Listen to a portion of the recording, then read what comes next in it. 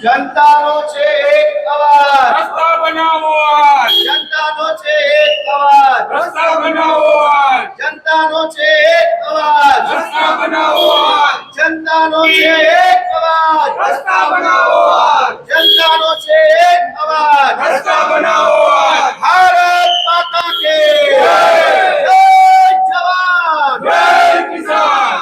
આપના ધારાસભ્ય ગોપાલ ઇટાલિયા પ્રથમ વખત વિધાનસભા સત્રમાં હાજરી આપી રહ્યા છે. વિસાવદર વિધાનસભાના આમ આદમી પાર્ટીના ધારાસભ્ય ગોપાલ ઇટાલિયાએ પ્રથમ વખત વિધાનસભા સત્રમાં ગુજરાતની જનતાનો અવાજ બનવા વિધાનસભા ગૃહમાં પ્રવેશ કરે છે. આ તકે ધારાસભ્ય હેમંત ખવા, ધારાસભ્ય ચૈતર વસાવા અને ધારાસભ્ય સુધીર વાઘાણી પણ ઉપસ્થિત રહ્યા હતા. આ મામલે ગોપાલ ઇટાલિયાએ કહ્યું કે અમે વિરોધ કરવા નહીં પણ જનતાનો અવાજ લઈને પહેલીવાર વિધાનસભા ગૃહમાં આવ્યા છીએ. આખા ગુજરાતમાં રસ્તા તૂટેલા ફૂટેલા અને ખાડાવાળી હાલતમાં છે, જેનાથી માલ સામાન અને લોકોની કમરની અસર થાય છે. તેથી જનતાના પ્રતિનિધિ તરીકે અમે ગૃહમાં આવ્યા છીએ. ગુજરાતના અનેક પ્રશ્નો બાબતે બુલંદ અવાજ સાથે ગુજરાતના લોકોના સુખાકારી માટે અનેક વાતો વિધાનસભા ગૃહમાં મુકાશે. સાંભળીએ વધુમાં તેમણે શું કહ્યું.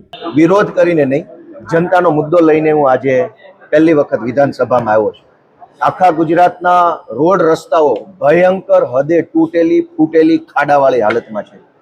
લોકોના શરીરને, જાનમાલને, વાહનોને નુકસાન થયેલું છે. લોકો ખૂબ દુઃખી છે, થાકી ગયા છે. તો જનતાના પ્રતિનિધિ તરીકે આજે મારા વિધાનસભા કાર્યકાળના પહેલા દિવસે હું ગુજરાતની જનતાનો મુદ્દો લઈને અહીંયા આવ્યો છું. એવી આશા રાખીએ કે વિકાસની વાતો કરનારા લોકોને રોડના ખાડા દેખાય, ખાડામાં પડેલા વાહનો, ખાડામાં પડતા માણસોની પીડા દેખાય, એવી અમે વિનંતી લઈને આવ્યા છે. વિશેષમાં આજે મારો પહેલો દિવસ છે.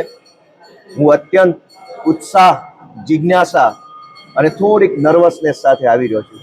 જિજ્ઞાસા એ વાતની છે કે આ વિધાનસભા કેમ કામ કરે છે, સદસ્યો, વિધાનસભાને ચલાવનારા લોકો કેવી રીતે કામ કરે છે, નિયમો, બધું જાણવાની જિજ્ઞાસા છે.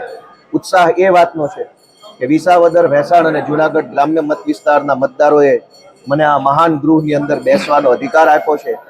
અહીંયા હું બેસીને ગુજરાતની જનતા માટે બોલી શકીશ, અવાજ ઉઠાવી શકીશ, એ વાતનો મને ઉત્સાહ છે.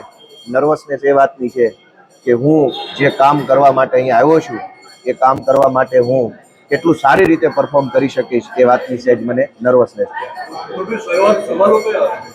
સવાલો અંદર જાઓ પછી ખબર પડે, કેમ કે સવાલો ડ્રો સિસ્ટમથી નક્કી થાય છે. મેં 18 જેટલા સવાલો, 4 જેટલી નોટિસો, એક ટૂંકી મુદતની નોટિસ, એમ કરીને 25 જેટલા પ્રશ્નો મેં સરકારને પૂછ્યા છે. એમાંથી મારા કેટલા પ્રશ્નો સરકારે પસંદ કર્યા છે એ હું અંદર જાઉં પછી મને ખ્યાલ આવશે.